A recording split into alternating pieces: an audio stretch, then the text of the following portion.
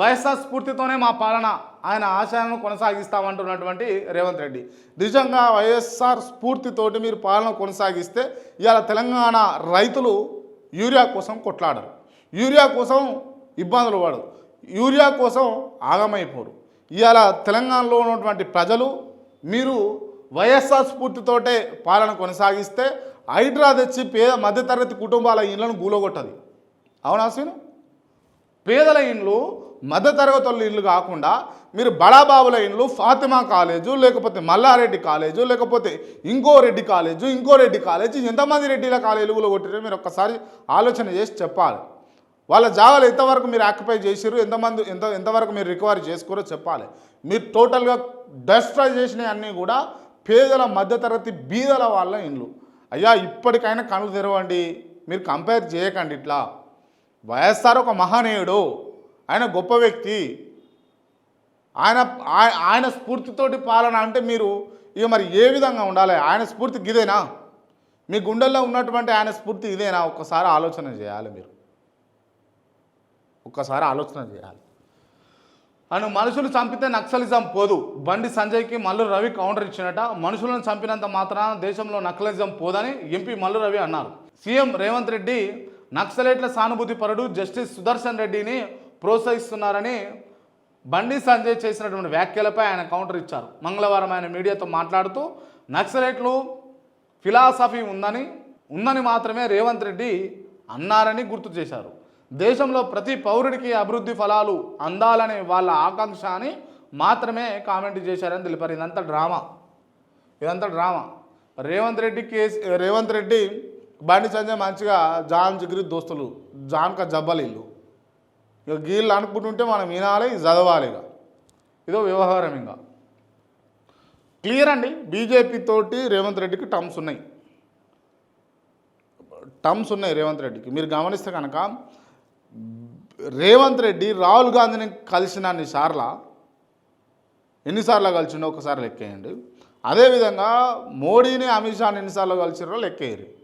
ఇక తేటా తెల్లమైపోతుంది. రాహుల్ గాంధీ మీటింగ్ కోసం అని పోతాడు, పోయి అటు మోదీజీని, అమిత్ షాను, ఇంకోళ్ళు ఉంటే వాళ్ళని కేంద్ర మంత్రులను కలిసి వస్తాడు రేవంత్ రెడ్డి.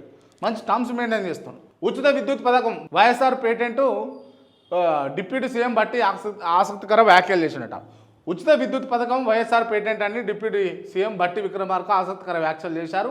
మంగళవారం నాడు దివంగత ముఖ్యమంత్రి డాక్టర్ వైఎస్ రాజశేఖర రెడ్డి వర్ధంతి సందర్భంగా వైఎస్ ఫౌండేషన్ ఏర్పాటు చేసినటువంటి వైఎస్ఆర్ స్మారక అవార్డుల కార్యక్రమంలో సీఎం రేవంత్ రెడ్డితో పాటు డిప్యూటీ సీఎం బట్టి విక్రమార్క తదితర నాయకులు పాల్గొన్నారు. కేవలం రాజకీయం మాత్రమే, ప్రేమ ఉండదు, పాడు ఉండదు, మన ఉండదు, మసాన ఉండదు. దీంట్లో ఓపెన్గా కేవలం రాజకీయం. అంటే వైఎస్ఆర్ను కాంగ్రెస్కు క్లైమ్ చేసుకొని వైఎస్ఆర్ అభిమానులను కాంగ్రెస్కు ఓటేపించుకునేది అందుకే ఇదంతా. కానీ టు బి ఫ్రాంక్గా మాట్లాడితే, ఓపెన్గా మాట్లాడితే వైఎస్ఆర్ మీద కాంగ్రెస్ పార్టీ నాయకులకు ప్రేమ ఉందనంటే నో, ఉండదు, ఆబ్వియస్గా ఉండదు. మామ అల్లుడు వాటా ఎంత? సిబిఐ విచారణలో తేలుతుంది. కాళేశ్వరం ప్రాజెక్టు అవినీతిలో మామ కేసీఆర్ వాటా ఎంత, అల్లుడు హరీష్ రావు వాటా ఎంత, ఇతరుల వాటా ఎంత అనేది సిబిఐ విచారణలో తేలుతుందని టీపీసీసీ అధ్యక్షుడు మహేష్ కుమార్ గౌడ్ అన్నారు. కాళేశ్వరం కర్త కర్మ క్రియ అని చెప్పుకున్న కేసీఆర్ అవినీతికి కూడా బాధ్యత వహించాల్సిందే అని పేర్కొన్నారు.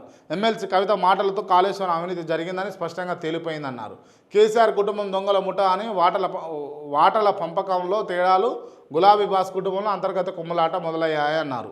కేసీఆర్ ఆజ్ఞ లేనిదే కుటుంబంలో చీమ కూడా కదలని పరిస్థితి అని మహేష్ కుమార్ గౌడ్ ఎద్దేవా చేశారు. గాంధీభవన్లో మహేష్ కుమార్ గౌడ్ మీడియాతో మాట్లాడుతూ కల్వకుంట్ల కవిత పాత్రతో కేసీఆర్ కుటుంబం కొత్త నాటకం తెరదీసేదని చెప్పేసి చెప్తా ఉన్నాడు. సో మొత్తానికి ఇది వ్యవహారం. అయితే మొన్న కాళేశ్వరం కూలింది, నిన్న బీఆర్ఎస్ కూలిందట. ఎవరు? లక్ష్మణ్జీ చెప్తా ఉన్నాడు. మొన్న కాళేశ్వరం కూలింది, నిన్న బీఆర్ఎస్ కూలిందని బీజేపీ ఎంపీ లక్ష్మణ్ విమర్శించారు.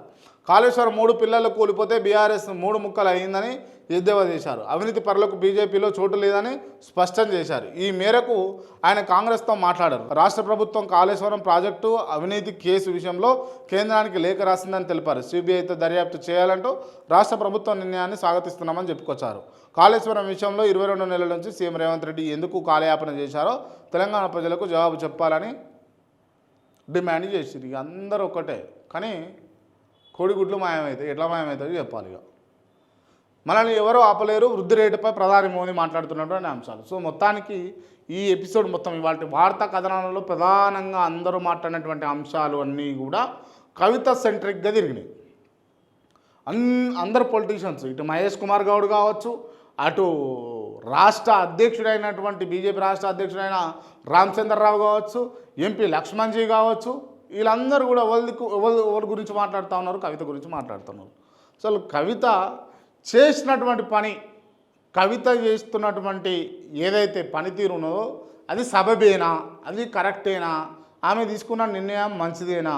ఒక్కసారి మీ అభిప్రాయాన్ని మీరు ఒకసారి కామెంట్ రూపంలో వ్యక్తపరచండి మిత్రులారా.